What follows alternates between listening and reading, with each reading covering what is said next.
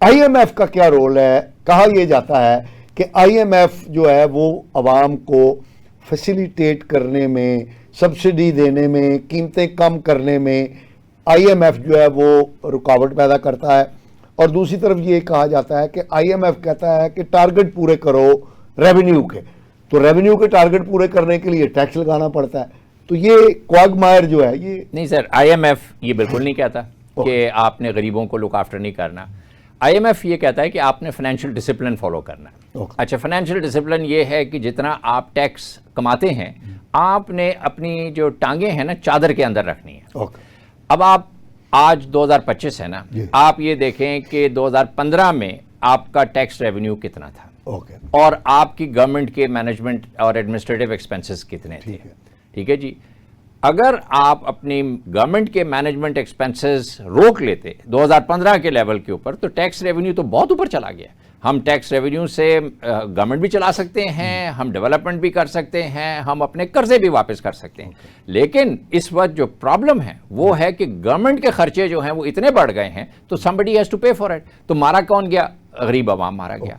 तो इस वक्त जो बेसिकली हमारा फाइनेंशियल डिसिप्लिन जो नहीं है वो ये है कि हमें गवर्नमेंट के खर्चे कम करने हैं। और उनका खर्च कम करने का बड़ा आसान तरीका है कि आप हर साल अपनी जो नीचे से ब्यूरोक्रेसी आ रही है आपकी, आपने कम से कम 10% और 20% जो आपने इवैल्यूएशन की आपके ऑफिसर्स की और स्टाफ की, बॉटम 20% को आप फारिग करें, उनको गोल्डन हैंडशेक दें और उनसे कहें जी आप मार्केट में जाएं और मार्केट में जाके काम करें। गवर्नमेंट इस वक्त ओवरलोडेड है, उसके एम्प्लॉइज भी बहुत ज़्यादा हैं, उनके खर्चे भी बहुत ज़्यादा हैं। So first thing to do is कि आपने टैक्स रेवेन्यू के हिसाब से अपने एडमिनिस्ट्रेटिव मैनेजमेंट एक्सपेंसेस कम करने हैं। अच्छा, आपकी बात बड़ी होती है, हुकूमत ने मेरा ख्याल है आपके इसी पॉलिसी पर अमल करते हुए पेंशन जो है उसको ख़त्म कर दिया है।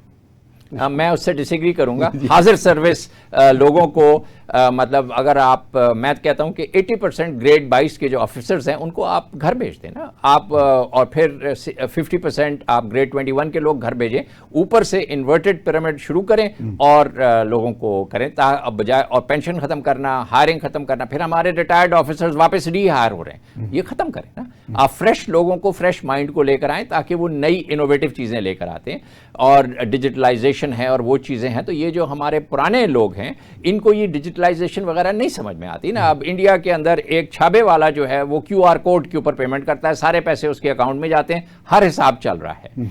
अच्छा, फिर हम सेल्स टैक्स बैठे हुए हैं 18% के ऊपर। ये हमारा जो सेल्स टैक्स है ना, ये अगर आपने दोनों लगाने हैं, फेडरल भी और प्रोविंशियल भी, तो 5% होने चाहिए। 5% लगाएं, 5% सेल्स टैक्स प्रोविंशियल लगाएं, 5 फेडरल लगाएं, ताकि ये लोगों के ऊपर से अननेसेसरी बर्डन खत्म हो। इनकम टैक्स के लिए अल्लाह ने आपको 2 टैक्स लेवल्स दिए हैं। एक 2.5% दिया है जो कि ज़कात है, बेयर मिनिमम है।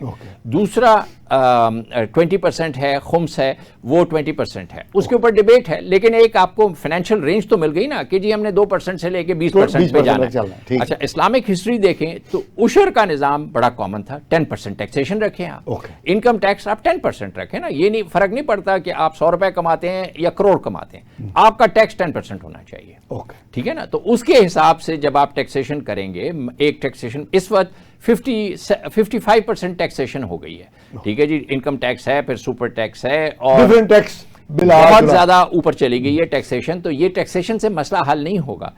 इसके अंदर आपने डिसिप्लिन करना है कि भाई आपकी चादर इतनी है, आपने पैर अपनी चादर के अंदर लेकर आने। एंड IMF बेसिकली डिसिप्लिन देता है आपको, और वो अगर आपने कर्जा लिया तो अच्छी बात है कि IMF का डंडा सर के ऊपर है, वरना तो हम बिल्कुल ही पिदरो मादर आज़ाद हो